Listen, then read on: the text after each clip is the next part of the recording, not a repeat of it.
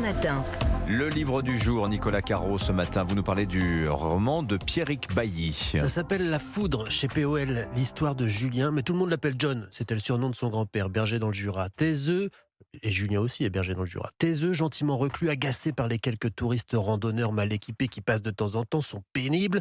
Il n'a pas accès à Internet, il a un vieux téléphone à clapet, il lit des journaux, mais qui sont vieux d'1 an. C'est son oncle qui lui rapporte de temps en temps. Ça commence avec un article de journal, justement. John, il lit qu'un certain Alexandre Perrin, du côté de Lyon, s'est rendu après s'être caché 24 heures dans la nature. Il était recherché pour meurtre. C'est terrible, mais ça le fait beaucoup rire, ça, le berger. Mais pourquoi ça le fait rire? Mais parce qu'il a un vieux copain qui s'appelle aussi Alexandre Perrin, un copain de lycée, un homonyme évidemment, sans doute, c'est commun comme nom quand même, Alexandre Perrin, bonne blague, il n'y pense plus, il a d'autres chats à fouetter, il est un peu inquiet, sa compagne Héloïse est prof et doit être mutée à sa demande sur l'île de la Réunion l'année prochaine, et lui ça l'enchante pas du tout de quitter sa vallée.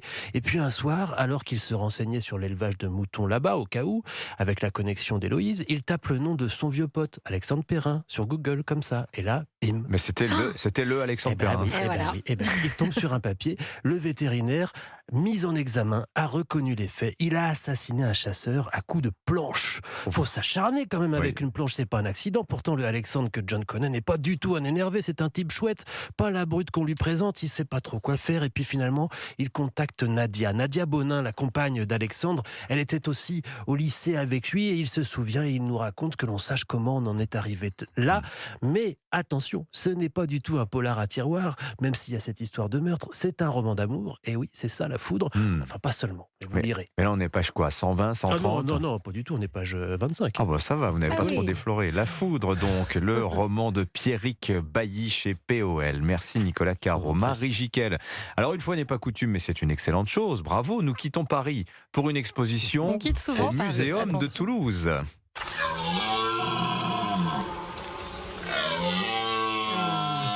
Le beau gosse qui vient de vous bramer dans les oreilles est un cerf élaphe de 200 kilos. Sex Appeal, la scandaleuse vie de la nature, c'est le nom de cette exposition toulousaine. Oui, et le sujet est rarement abordé, Dimitri. On débute alors le parcours par les techniques de séduction. Les fleurs, pour attirer les abeilles, vont changer de forme, devenir plus duveteuses, comme l'orchidée qui va prendre l'apparence d'une abeille femelle pour attirer le mâle.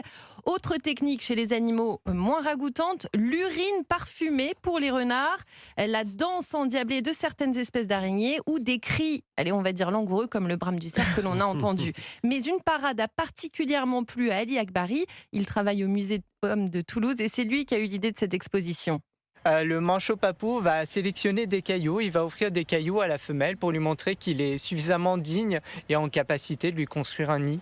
Bon, alors là, c'est soft. Oh, c'est trop mignon, ça. Bah oui, c'est romantique. C'est un bijou, quoi. Oui, voilà. Un caillou.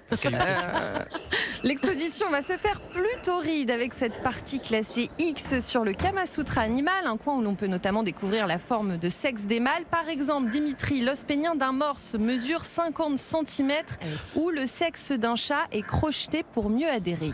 Le sexe de la punaise de lit, on en parle aujourd'hui sans cesse, donc vous pouvez la voir aujourd'hui dans l'exposition. Et le sexe de l'éléphant, il est impressionnant, il mesure 2 mètres de long et le corps de l'éléphant mesure 4 mètres.